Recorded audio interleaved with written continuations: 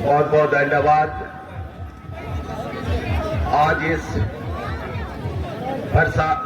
भगवान बिरसा मुंडा की धरती पर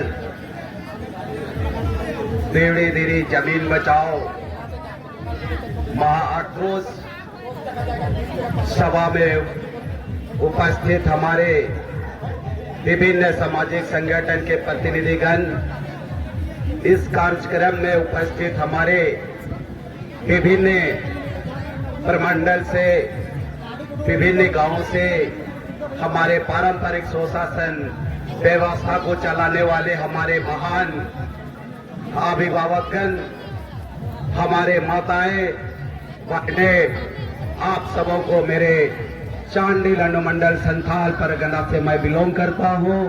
मैं एक सामाजिक कार्यकर्ता के रूप में आप लोगों को बीच में आया हूं। मेरा नाम सुधीर किस्कू। मैं बहुत बड़ा सामाजिक संगठन का प्रतिनिधि भी नहीं करता हूं। मैं बहुत बड़ा नाम चिन्ह भी नहीं हूं, लेकिन मैं जरूर इतना अपना परिचय देता हूं।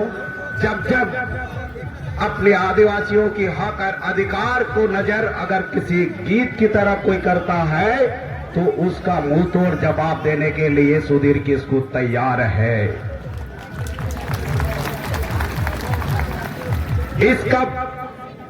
इसका प्रूफ आप लोग देख भी होंगे। विगत 4 जून 2023 को इसी प्रकार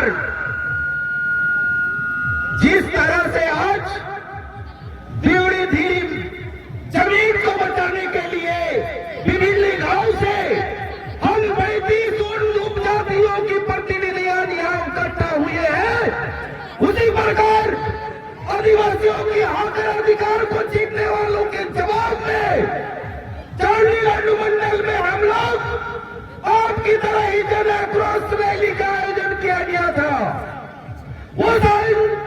उस महारैली का परिणाम आप लोगों ने सबको अनुभव कर लिया होगा। तत्कालीन केंद्रीय मंत्री का जवाब आया, वर्तमान मुख्यमंत्री का जवाब आया। ये है हम लोग की ताकत। लेकिन आज मुझे अफसोस है, जिस तरह से आज हम यहाँ पे आदिवासी समाज इकट्ठा होना चाहिए था, वैसा अभी तक नहीं पहुंच पाए हैं। इससे हम अपनी लड़ाई को नहीं हासिल कर पाएंगे। याद कीजिए 1757 की बात, बाबा तिलका मांझी का नेतृत्व, वीर सिद्धू कानू, चांद भैरव फूलो जानो का नेतृत्व, याद कीजिए गंगा नारायण सिंह का नेतृत्व, याद कीजिए भगवान बिरसा मुंडा का नेतृत्व, याद कीजिए वीर बुद्धू भगत का नेतृत्व। उन लोगों के पास न पैर में चप्पल था, न बदन में कपड़ा था, न पेट में उन लोगों का खाने के लिए कुछ अनाज था। लेकिन कुर्बान दिया किसके लिए? इसलिए ये जानने की जरूरत है हम सभी आदिवासी युवा संगठन को।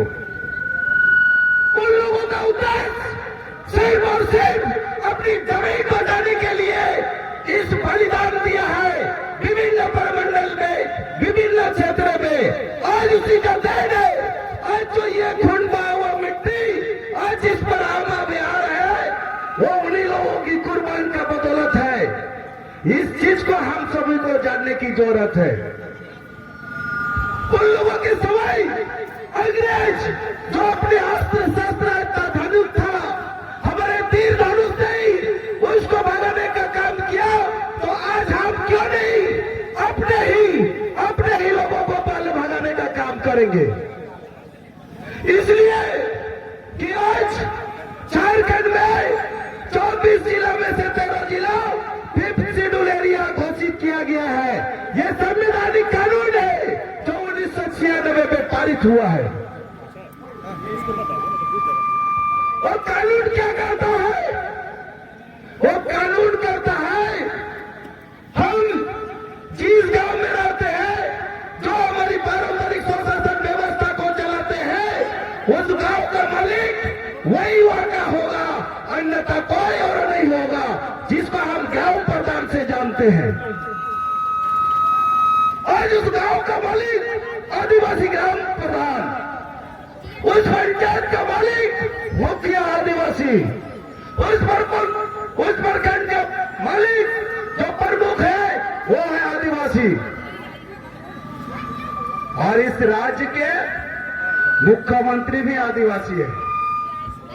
और तो और इस देश का सर्वोच्च पद पर हमारे आदिवासी माता ही बैठी हुई है, फिर भी आज हमारे जमीन को क्यों छीना जा रहा है, ये सोचने की बात है। आज हम जमीन के लिए आज एकत्रित हो रहे, कितना दुर्भाग्य है बात।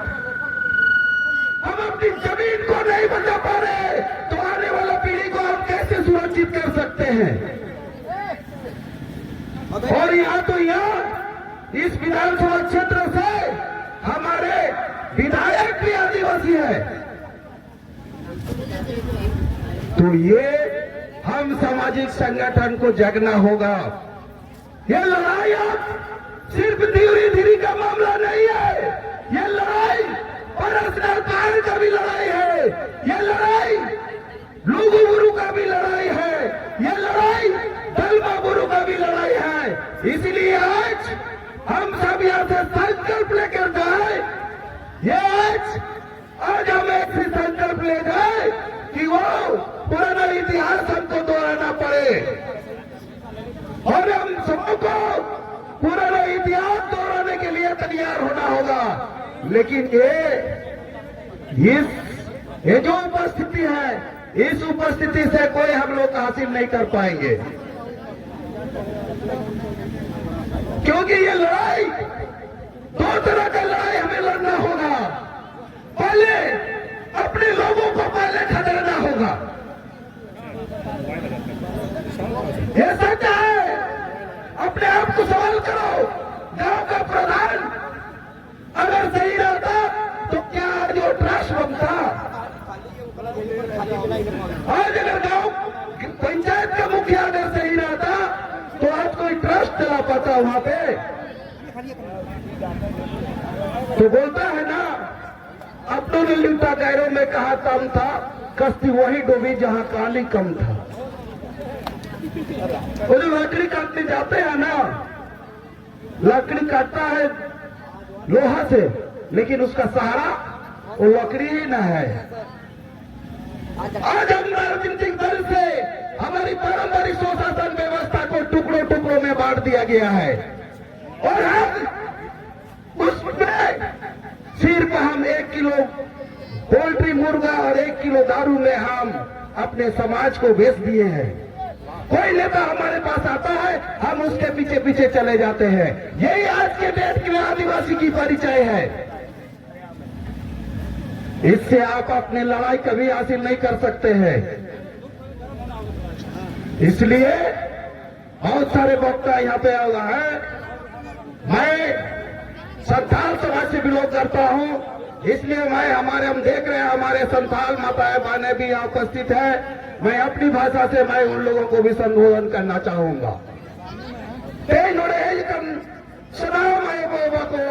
बोया मिसी को सरिगे तेईन जहां लड़ाई करा धीरे धीरे लड़ाई उनका के पारोड लुगु गुरु ने लड़ाई हुई हुआ कई लोगों ने लुगु गुरु नजर उनको आरएसएस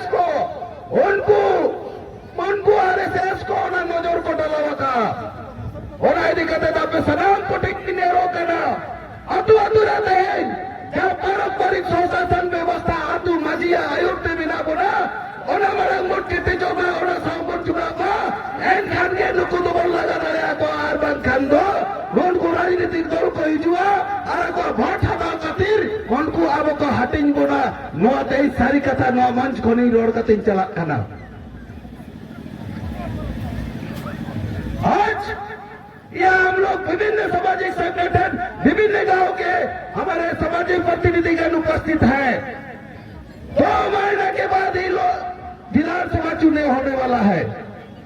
अब ऐसे लोगों को चुनाव में नहीं दीजिएगा जो आपका आदिवासी का बात नहीं करेगा। ये पहले आप मान की मुंडा प्रत्येक गांव में एक अभियान निकालिए और अपने लोगों को राजनीतिक चेतना जगाइए, तब जाके हम अपनी लड़ाई को लड़ सकते हैं। अन्यथा इस तरह का मिटिल मिचिल होते करते रहे हम अब विलुप्त हो जाएंगे। तो दोस्तों, बहुत सारे वक्तागण हैं, मैं ज्यादा नहीं कहूंगा। ये लड़ाई जारी रहना चाहिए जब तक दीवड़ी धीरी हम उन खतियानधारी को जब तक वापस नहीं लौटा पाते हैं, तब तक ये लड़ाई जारी रहना चाहिए।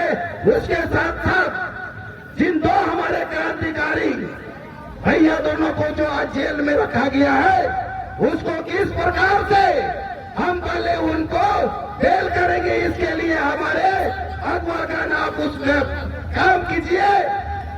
उसके साथ साथ हमारे आदिवासी समाज को भी जगाने का काम हम सब लोग को करना होगा, खासकर युवा साथियों को, क्योंकि आने वाला पीढ़ी हम लोगों के कंधे पर ही आने वाला है।